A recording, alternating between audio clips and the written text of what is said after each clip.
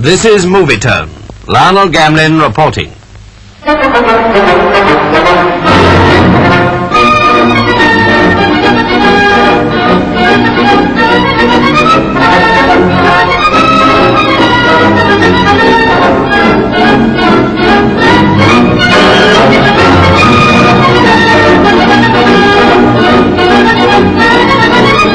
In spite of fears that flooding might have made it necessary, there were no alterations to the aintree course. So once again, this year's Grand National was to be that familiar thrill of nearly 4.5 miles of 30 of the stiffest jumps in the world. Our pictures recapture that sense of half-suppressed excitement that's always in the aintree air before the chase gets going. Nobody in Britain nowadays expects the weather to relent.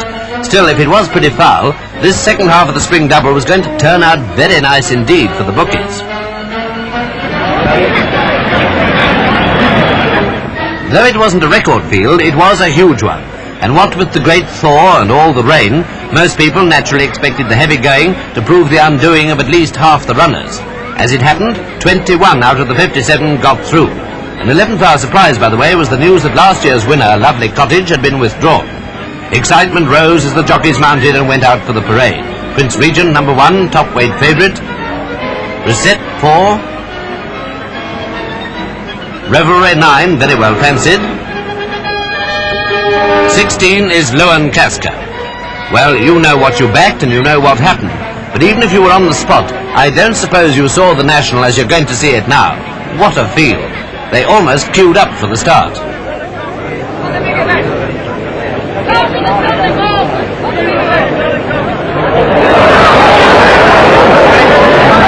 It was a good getaway all the same, and Loch Con, who led most of the time last year, went to the front and showed the way over the very first jump.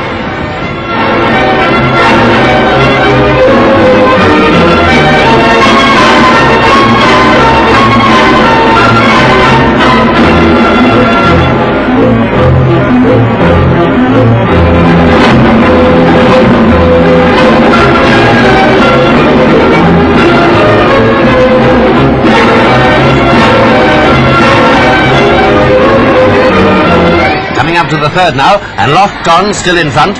This rail ditch and fence accounted for 2 horses, one of whom was EP.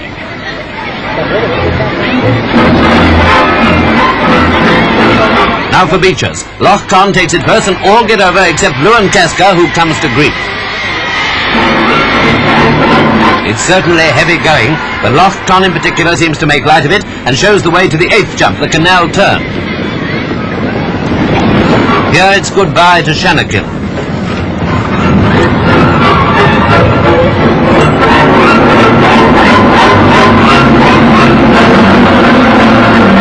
Prattler falls at Valentine's. This is an unforgettable study of the 1947 Grand National.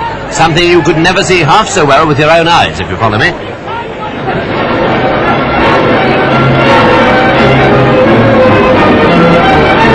Jump number 11 reduced the field still more, what with at least 1 fall and several refusals.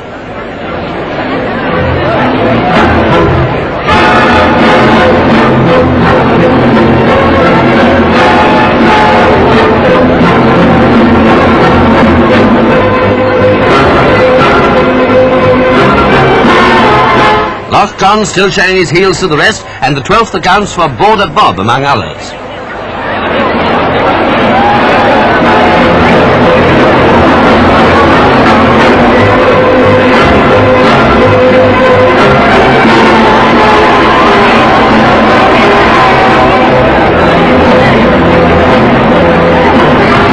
Loch Con, Musical Lad and Kilner Glory, the grey, all prominent for the moment, followed closely by half a dozen, any of whom may still pull it off.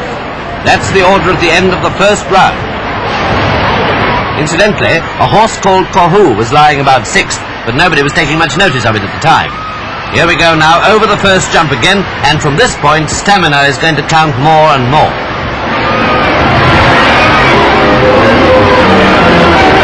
The 19th. Loch Con jumps first, but pecks and recovers. Musical Lad is still there, but 2 others do a disappearing act, I'm afraid. As usual at this stage in the National, riderless horses do their best to steal the picture. But at the 20th fence, the spotlight should be focused on the 3rd runner. Yes, it's Caughoo, ridden by Dempsey, white cap, white sleeves. Reaches again, and the same order. Roland Roy comes a cropper.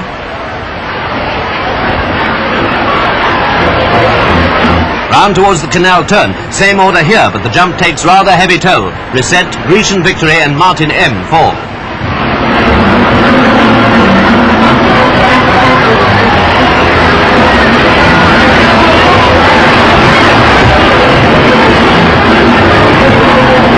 Valentine's for the second time, and it's Irish-trained and Caughoo. Neither can afford to make a single mistake from now on. 28th jump. Irish-trained pecks again, but his rival makes a perfect landing. 3 more fall. Silver Fame, who passed the post first last year, but without his jockey. Jack Finlay, who did so well on that same occasion, and Handy Ladd.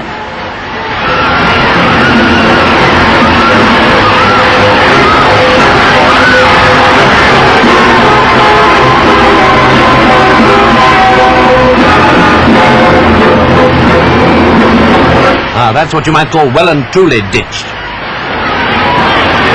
Caughoo, the 100-to-1 shot, whom nobody thought of tipping even as an outsider, has taken over from the gallant Irish-trained, and after this it's a regular walkover. Though Kami is not far behind Irish-trained and Prince Regent following him, the story from here to the finish is all Caughoo. Perfectly ridden and jumping superbly to the last, this Irish dark horse, who by the way has won 2 Ulster Nationals and has never been known to fall, they tell us now, goes right away on his own. When his owner, Mr. McDowell, snapped him up at a Dublin sale, he certainly got a darn good bargain. This was a 20-length victory, and even when it won, Caughoo still looked perfectly ready for a few more jumps. A broth of a boy. It was the owner's sister, Miss McDowell, who had the satisfaction of leading the victor past the astonished crowd. None of them, I may add, was more astonished than I was. But there you are, betting on the National always was a real mug's game.